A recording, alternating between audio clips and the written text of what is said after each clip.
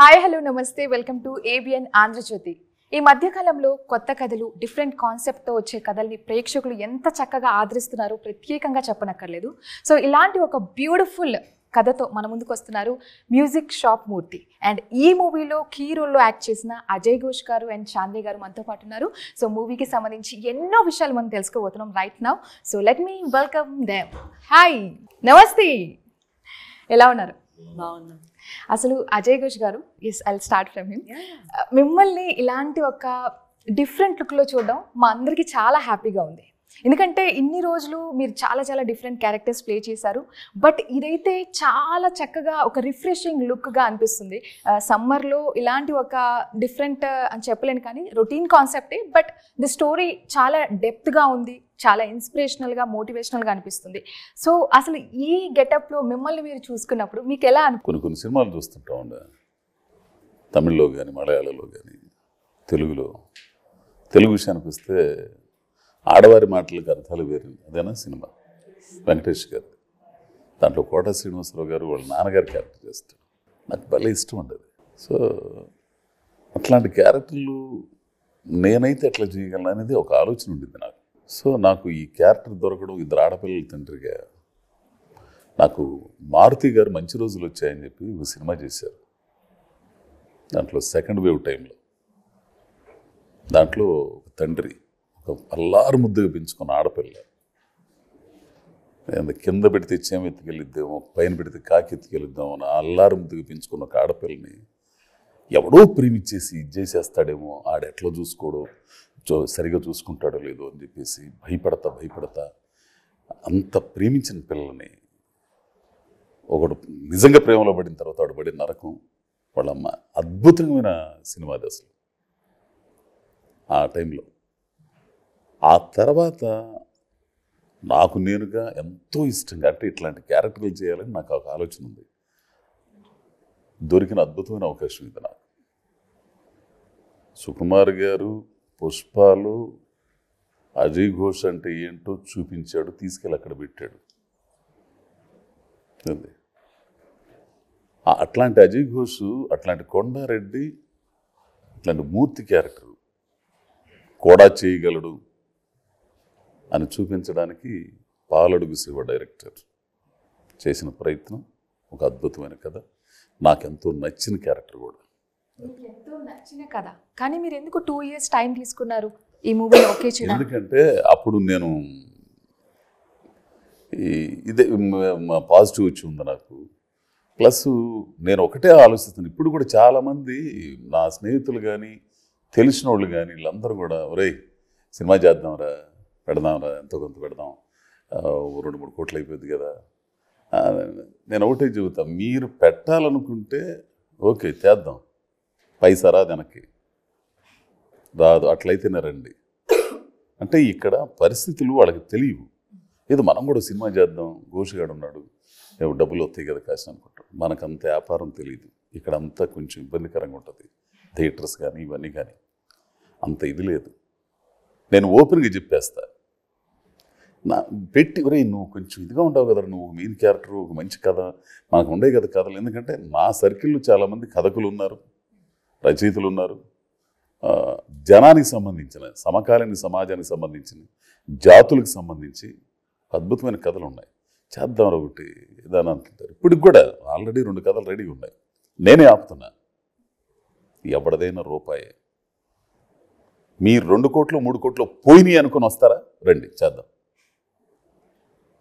అట్లా ఉంటే రండి, అంతేగాని కనీసం సగమైన వస్తాయి కదరా అని అంటే సగం కూడా రావు. ఓపెన్గా చెప్పేస్తాను నేను. అట్లానే ఇప్పుడు నేను పుష్ప అట్లాంటి విలన్లు క్యారెక్టర్లు చేసే టైంలో ఒక సాహసం చేయడమే కదా.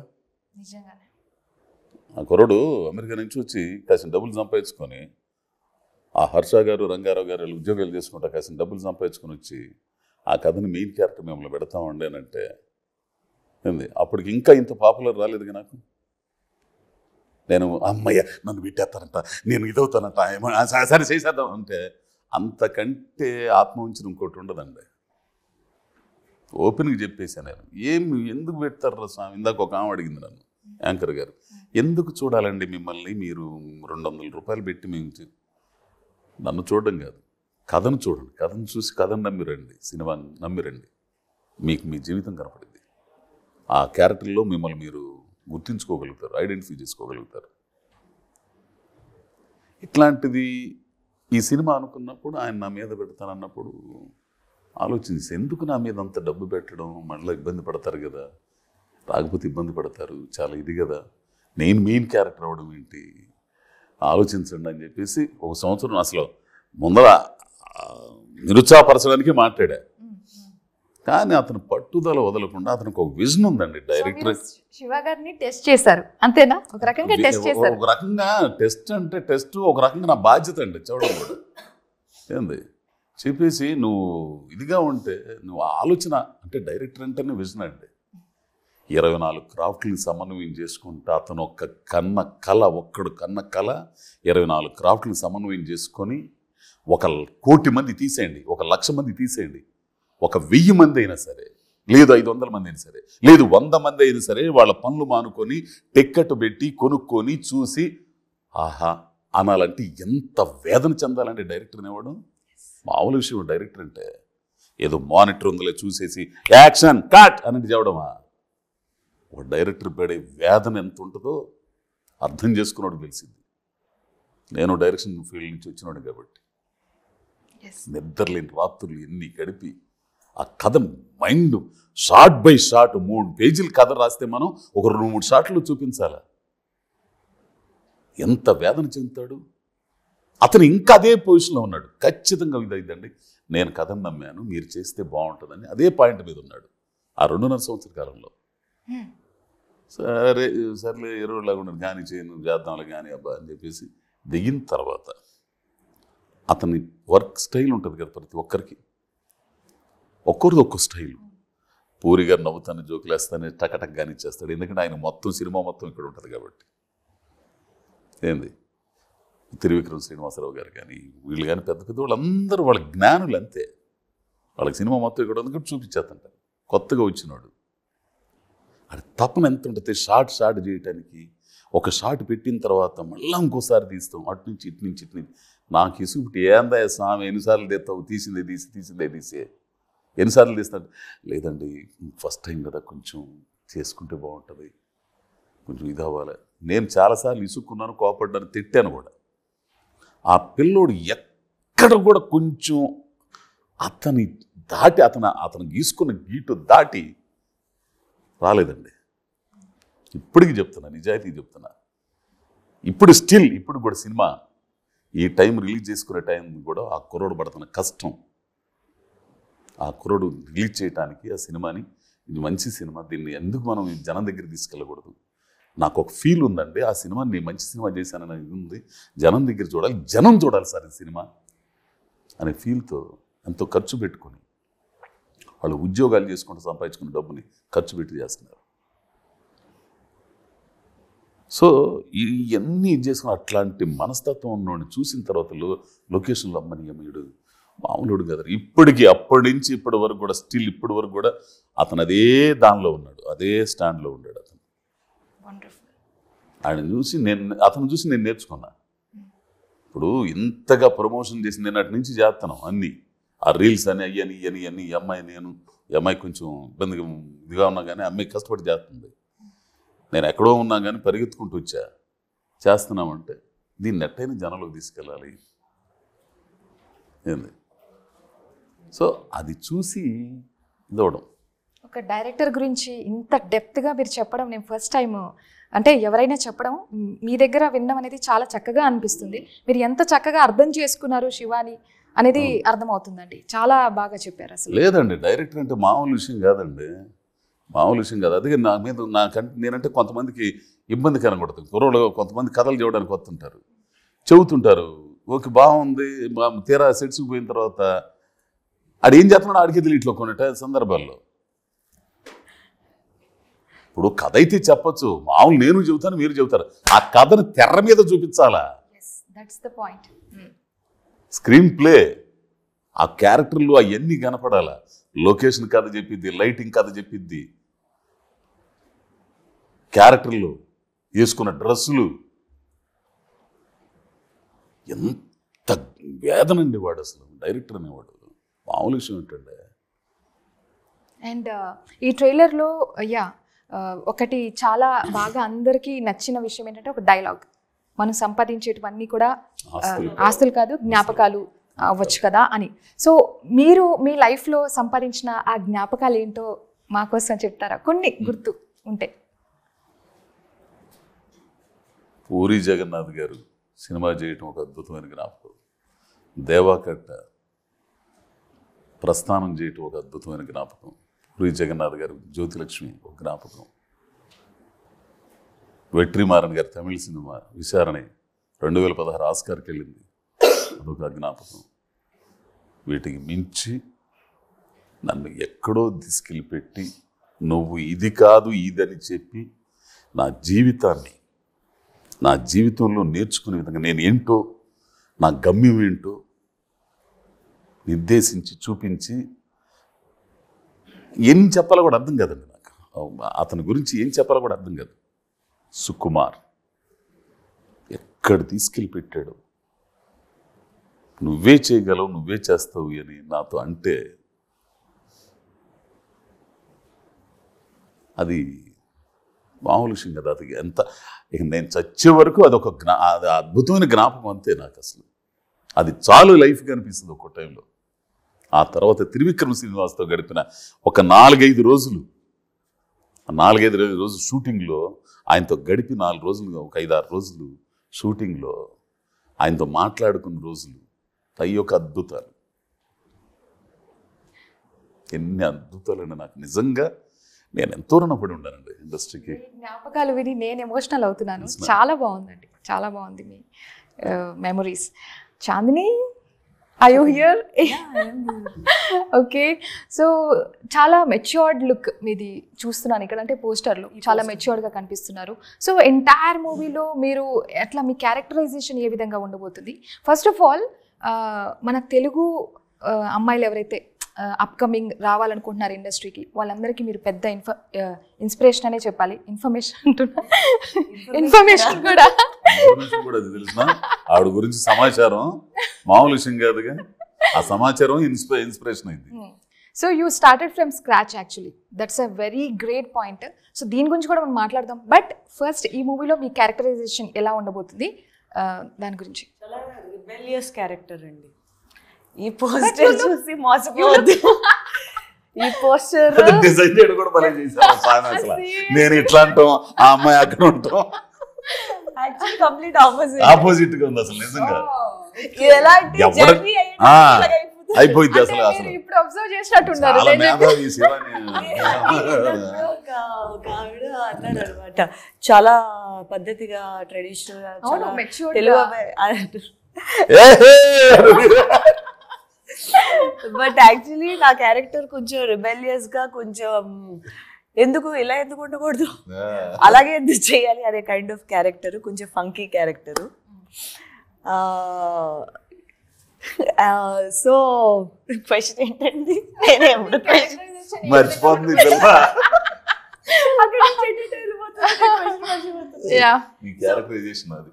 సో బేసిక్లీ కొంచెం రిబెలియస్ క్యారెక్టరే. ఒక సొసైటల్ నార్మ్స్ ఉంటాయి కదా, ఇలా ఉండాలి, అలా ఉండాలి, ఇది కరెక్ట్, అది కరెక్ట్, అది పద్ధతి, ఇది కదా, వై నాట్ అని క్వశ్చన్ చేసే క్యారెక్టర్ తింది. అప్పటి వరకు అది ఓకే కదా, ఇప్పుడు ఇది సీరియస్గా తీసుకుంటే నాట్ ఓకే ఎందుకు. మనకి హాబీస్ కింద ఆర్ట్ ఇవి అవి ఎంకరేజ్ చేస్తారు, కెరియర్ కింద జనరలీ అండర్స్టాండబుల్. బట్ ఏంటంటే ఒక మిడిల్ క్లాస్ ఫ్యామిలీ వచ్చేటప్పటికి ఏంటంటే మనకి చాలా వెయిటేజ్ వేరే విషయాలు ఓవర్ రైడ్ చేస్తాయి. సో ప్యాషన్ అనేది ఎప్పుడు ఒక బ్యాక్ సీట్ తీసుకుంటుంది. ఇప్పుడు చదువుకో, ఉద్యోగం చేసుకో, నీ ఫ్యూచర్ చూసుకో, అవసరమా ఇప్పుడు మనకి ఇది. ఇప్పుడు ఎవరికైనా చెప్పాలని సరే నామోషిగా ఫీల్ అవుతారు. ఏం చేస్తున్నావు అంటే అదే ఏదో యూనో. ఇప్పుడు అంటే ఒక ఎగ్జాంపుల్ తీసి, ఇప్పుడు సినిమా అనుకో, ఏం చేస్తుందా మీ అమ్మాయి అంటే, అదే సినిమాల్లోనా సినిమాని ఎగ్జాంపుల్ చెప్తున్నా. So different basically. ఎందుకంటే when you come from middle class family ఏంటంటే మనకి ఎప్పుడు సేఫ్టీ చూసుకుంటాం, సేఫ్టీ, సెక్యూరిటీ, సెటిల్మెంట్ చూసుకుంటాం. ఎందుకంటే మనకి వెనక ఎవరు అదే కూడబెట్టి ఉండదు, కూడబెట్టి ఉండదు. మనం ఏం చేసుకున్నా మనం చేసుకున్నదే. సో ఆల్సో సొసైటీలో మన ఇంప్రెషన్ ఏంటి, పక్కన వాళ్ళు ఏమనుకుంటున్నారు, ఎదురున్న వాళ్ళు ఏమనుకుంటున్నారు, మన గురించి ఏమనుకుంటున్నారు అనే ఒక సరౌండింగ్స్లో పెరిగే మనుషులం కాబట్టి, అలాంటప్పుడు ఎందుకు వై నాట్ అనే క్వశ్చన్ చేసే ఒక క్యారెక్టర్ తినదనమాట. అదే సొసైటీలోని తప్పనిసరి పరిస్థితిలోని అవును అని అతని ఆశయాల్ని చంపేసుకుని కొంత దూరం వరకు వచ్చిన క్యారెక్టర్ ఇది. వీళ్ళిద్దరూ ఏ పరిస్థితుల్లో కలిశారు, ఒకరి వల్ల ఒకరి జీవితాల్లో ఎలాంటి మార్పులు వచ్చాయి, వాళ్ళ లైఫ్ ఎలా వెళ్ళింది అనేది మ్యూజిక్ షాప్ మూర్తి. కరెక్టేనా సార్? చాలా బ్రహ్మాండంగా చెప్పావు. ఇప్పుడు లైన్ లో పడ్డావు, చాలా బాగా చెప్పావు, నిజం. అండ్ సెట్స్ లో అసలు మీ ఇద్దరి మధ్య ఎలా ఉండింది ఆ బాండ్ తెలుసుకోవచ్చా? అసలు ఆ బాడీ అసలు విషయం అంటే ఏం చెప్తారు మీరు, ఏం చెప్తారు సెట్స్ లో? అంటే మీరు కలిసి కొద్ది రోజులు ట్రావెల్ చేశారు కాబట్టి, సో మీరు పర్సనల్ గా ఏం తెలుసుకున్నారు, ఏం చెప్తారు అజయ్ గారు? అజయ్ గారు చాలా సీరియస్ అండి, చాలా సీరియస్ మనిషి. బట్ వన్స్ యాక్షన్ చెప్పిన తర్వాత అసలు 1 సెకండ్లోని ఆయన కంప్లీట్ పర్సనాలిటీ మారిపోద్ది, ఇందాక యాంకర్ లాగా. సో లిటరలీ ఏంటంటే అసలు ఎందుకంటే నేను ఈయన వేరే సినిమాలు చూశాను కదా, అసలు ఆ కైండ్ ఆఫ్ పర్సనాలిటీ ఉంటుందేమో అనుకుంటే కంప్లీట్లీ డిఫరెంట్. అసలు అంటే ఒక మనిషి ఒక మొత్తం అంటే ఇప్పుడు లుక్లో ఉండడం వేరు, ఒక పర్సనాలిటీ మొత్తం మార్చుకోవడం వేరు. ఇంత వర్క్ చేస్తున్నంతసేపు ఏంటంటే how can I stand out అనే క్వశ్చన్ ఉండేది. ఎందుకంటే నాకు మంచి యాక్టర్స్తో వర్క్ చేయడం అనేది నాకు చాలా ఇష్టం, ఎందుకంటే చాలా నేర్చుకోవచ్చు. ఈయన 1 సెకండ్లోని ఎలా గ్రాస్ప్ చేస్తారు, ఎలా చేస్తారు, ఆ మూమెంట్స్ అది ఈయన చేసేవారు. లైక్ ఆ డీజేగా ఒక కాన్సెప్ట్ అవ్వనివ్వండి, డాన్స్ కాన్సెప్ట్ అవ్వనివ్వండి, అసలు ఎంత డెడికేటెడ్గా, ఎంత కష్టమైనా సరే ఇన్స్టెంట్గా నేర్చుకుని అసలు చూసాను. అసలు నిజంగా మూర్తి లైఫ్ లాగే అనిపించింది నాకైతే. ఇట్ వాజ్ నాట్ లైక్ నేను ఒక అజయ్ ఘోష్ గారిని చూస్తున్నా, అలా కాదు. లిటరలీ మా మ్యూజిక్ షాప్ మూర్తి ఎలా అతని లైఫ్ ఎలా డిఫైన్ అయిందో, అతను ఎలా ఉన్నారో ఐ కుడ్ సీ దట్ ఈయనలో నేను. మరి అది సినిమాకి ఆయన అలా మారారో లేదో, నిజంగానే ఆయన అదో అన్నది ఇంకా నాకు క్లారిటీ అయితే లేదు, అది ఆయన్ని అడగాలి. అండ్ ఈ మూవీలో అంటే మన అంబిషన్కి ఒక ఏజ్తో సంబంధం లేదు అనే పాయింట్ చాలా చక్కగా ప్రెజెంట్ చేశారు. సపోజ్ అజయ్ గారు యాక్టర్ కాకపోయి ఉంటే, సినిమా ఇండస్ట్రీకి రాకపోయి ఉంటే ఏమయ్యేవారు? Same question to you also. ఏం చెప్పాలా? అసలు మీరు సినిమా తప్ప ఇంకేం ఆలోచించలేదు, మీ ప్రపంచమే అనిపిస్తుంది. ఈ నటన కళ దీని పట్ల ఫస్ట్ నుంచి నాకున్న అవగాహనకి ఇంత బయట అంతా కూడా ఎన్ని అవమానాలు తెలుసండి. నేను ఇక్కడ నుంచి మాట్లాడి వెళ్ళిపోయిన తర్వాత నాకు వినపడుతుంటది గాలి, నా కొడుకు పని పాటలు నా కొడుకు వీడు అసలు చెత్తన. ఎప్పుడు చూసినా ఏ పాటలు గేట్లు డప్పు వేసుకుని తిరగడం, అటు తిరగటం, నాటకాలను తిరగటం, పని పాట సోమవారం నా కొడుకు ఇట్లాంటి మాటలు. నేను మాట్లాడుతున్న సేపు డైలాగులు చెబుతున్నంత సేపు సూపర్ రై ఏంటి అది అసలు ఆ వాయిస్ ఏం వాయిస్ రా, నువ్వు భలేగుంటావురా. ఇది మనం అక్కడి నుంచి వెళ్ళిపోయిన తర్వాత వినపడతానే ఉంటాయి కనుక అసలు నేను పని పాట లేనుండే, కానీ నా పనింటూ నాకు తెలిసి నా మస్తిష్కంలో ఉంది. ఆ పని ఎత్తుక్కోవడానికి నా పైన సాగింది. ఆ సాగే క్రమంలో నాకు తోడైన స్నేహాలు కానీ, నన్ను ప్రేమించిన వాళ్ళు కానీ, నాతో నిలబడిన వాళ్ళు కానీ, వీళ్ళందరూ వాళ్ళ సాయంతోనే నేను ఇప్పుడు ఈ చిన్న గుర్తింపుకు వచ్చాను.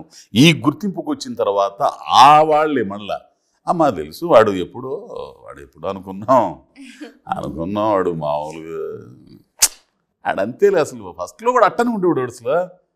అయ్యా ఏదో చెప్పానే అది అట్లా ఉంటుంది. కాకపోతే ఇది లేకపోతే ఏం చేస్తాను, ఏదో చెరువుల దగ్గర కాపలా ఉంటాను, ఐరన్ షాప్లో గుమస్తాగా ఉంటాను, లేదంటే అపార్ట్మెంట్గా వాచ్మెన్గా ఉంటాను, కుమిలిపోతూ ఉంటాను, అంతే. చంద్రియు అందుకే ఇందాక చెప్పాను కదా, మూర్తి ఎక్కడ స్టార్ట్ అవుతుంది, అజయ్ గారు ఎక్కడ స్టార్ట్ అవుతారనే ఒక మీ జర్నీయే చూడబోతున్నామని అర్థమైపోయింది నాకు. అంటే జర్నీ అంటే ఒకటి ప్రతి ఒక్క మనిషి జీవితంలో ఉంటుందండి. ఏమంటే ప్రకాశ్రావు అని చెప్పేసి ఒక స్నేహితుడు ఉంటాడండి. వాడు నాతో పాటు నాటకాలు గీటకాలు ఎక్కడంటే నేను నాటకాలు వేయలేదు కానీ ఎక్కడుంటే అక్కడికి వాడు వేసేవాడు, నాటకాలు వేసేవాడు. ఆ నాటికలు వేసేయడానికి చూడడానికి కూడా నేను వెళ్ళేవాడిని అసలు పరిషత్తులు వెళ్తాను అమ్మ భలే చేస్తారు నోటి రే అంతేరా అట్లాంటోడు ఈ రోజున పారాలసిస్ వచ్చి మంచాన పడి ఉన్నాడు. 2 కూతుళ్ళు పెళ్ళిళ్ళు అయిపోయినాయి. కొడుకాడ ఉద్యోగం చేసుకుంటున్నాడు. సినిమా వస్తుంటే టీవీలో చూసి ఏడుస్తుంటాడు నన్ను చూసి. నేను పలకరించడానికి వెళ్తుంటే అది చెప్తాను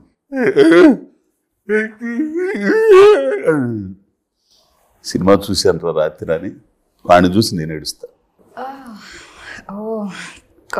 వాడు అవ్వాలనుకున్నాడు. వాడికి అవకాశం ఇచ్చినా కానీ 2 ఆడపిల్లలు, కొడుకు, కుటుంబం ఇవన్నీ పడి వదిలిపెట్టి వెళ్ళలేక వాళ్ళ పెళ్ళిళ్ళు వాళ్ళ దాంట్లో లేక. మీ క్వశ్చన్ చెబుతా వింటారా? నేను హైదరాబాద్ రావడానికి ఎప్పుడన్నా ఇక్కడ ఇబ్బందులు పడుతున్నప్పుడు కొద్ది గొప్ప వాడు ఆర్థిక సాయం చేసినాడు.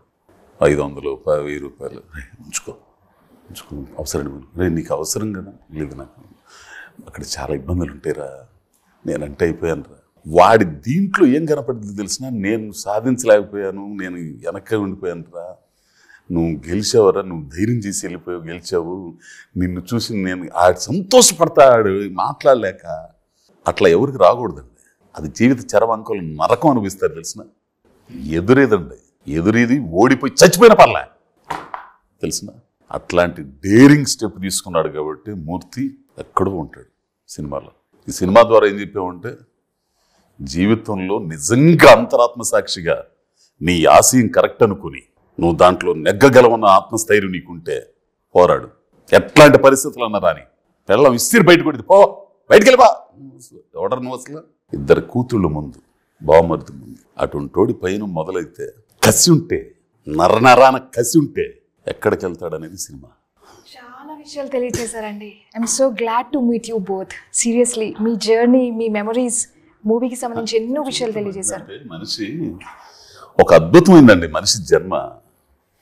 మీరు దేవుణ్ణి నమ్మేటైతే మీకు ఎన్నో జన్మల పుణ్యం తర్వాత ఈ మనిషి జన్మించాడు. నువ్వేంటో తెలుసుకొని నువ్వు చేయాల్సిన పని ఏంది ఇక్కడ తెలుసుకొని దాన్ని ఇచ్చేసుకుంటూ వెళ్ళిపో. పెళ్ళాం, పిల్లలు, బాధ్యతలు, బొంగు, పోషణ ఇవన్నీ ఉంటాయి. ఇవన్నీ తప్పదు, కర్మలు పుట్టాంక ఉప్పు కారాలు తింటున్నాంగా. కానీ ఒకటి ఉంటుంది, అదేందో తెలుసుకో. నువ్వు చేయాల్సింది ఏదో ఉంది, అది తెలుసుకో. తెలుసుకున్న తర్వాత వెనకడుగు వేసావుంటే మళ్ళా పోయిన తర్వాత ఆడ పెళ్ళుని కొడతాడు. ఏం చెప్పాను, ఏం చేసేవారు నువ్వని. ఇది సాధించే క్రమంలో ఓడిపో, చచ్చిపో, కావాలంటే ఓడిపోవద్దు తెలిసిన. ఇక్కడికి వచ్చి ఆర్టిస్టులు అవ్వాలని ప్రతి డిపార్ట్మెంట్లో పనిచేసి 24 క్రాఫ్ట్లో పనిచేసి వాళ్ళందరూ కూడా ఆర్టిస్టులు అవ్వాలని వస్తారు. పరిస్థితులు అనుకూలించక ఏదో క్రాఫ్ట్లోకి వెళ్ళిపోతారు. ఇక్కడే ఉంటారు. ఇదే ప్రపంచం, ఇదే సినిమా సినిమా సినిమా సినిమా అంతే ఇక్కడే ఉంటారు. ఎవరు మన పూరి గారు చెప్పినట్టు ఇక్కడే కావాలంటే ఇక్కడే చచ్చిపోతాం కానీ వెనకెళ్ళాం. ఎందుకంటే సినిమా ఇప్పటికైనా వచ్చింది. ఈ రోజు కాకపోతే ఇంకో రోజు వచ్చింది, వెనకడిగేది. అట్లా చెప్పి ఒక మధ్య తరగతి కథ. కుటుంబ పరిస్థితులు ఎలా ఉంటాయి, ఒక ఆశయం పెట్టుకున్నవాడికి కుటుంబం ఎట్లా లాగిద్ది, సమాజం ఎట్లా లాగిద్ది వెనక్కి, స్నేహితులు ఎలా ఉంటారు, సహాయం చేయడానికి వచ్చిన గైడ్ చేయడానికి వచ్చిన ఒక అమ్మాయితో తిరుగుతుంటే సమాజం ఏమనుకుంటుంది, దిగజారిన సమాజం, విలువలు లేని సమాజం ఏమనుకుంటుంది. ఆ పిల్లోడు సాఫ్ట్వేర్ అనే కానీ భలే ఆలోచించాడు. నాకు శ్రీపాద సుబ్రహ్మణ్యం గారు, మల్లా వెంకటకృష్ణమూర్తి గారు, తిరుపతినేని గోపిచంద్ గారు, పెద్ద పెద్ద రచయితలు ఉన్నారు తెలుగులో. వాళ్ళ కథలు అనిపించిందండి నాకు. వీఆర్ సో హ్యాపీ అండి. ఇలాంటి ఒక మంచి మూవీ మా అందరి కోసం, అంటే మంచి యాక్టర్స్తో ప్రజెంట్ చేస్తున్నందుకు మేమందరం కూడా చాలా హ్యాపీగా ఫీల్ అవుతున్నాం. Anyways thank you so much for all the beautiful memories మీరు షేర్ చేశారు మాకు. అండ్ డెఫినెట్లీ ఈ మూవీ ఇంత మంచి కథ హిట్ అవ్వకుండా ఎలా ఉంటుంది, హిట్ అవుతుందని డెఫినెట్గా నమ్ముతున్నాను. అండ్ మే 31 థియేటర్లో రిలీజ్ అవుతుంది. ఇది మీ కథ, నా కథ, మనందరి కథ. వచ్చి తప్పనిసరిగా చూసి ఆశీర్వదించండి. చూసారు కదా, సచ్ ఎ బ్యూటిఫుల్ ఇంటర్వ్యూ. మరో ఇంటర్వ్యూలో మళ్ళీ కలుసుకుందాం. Until then keep watching ABN Andhra Jyothi.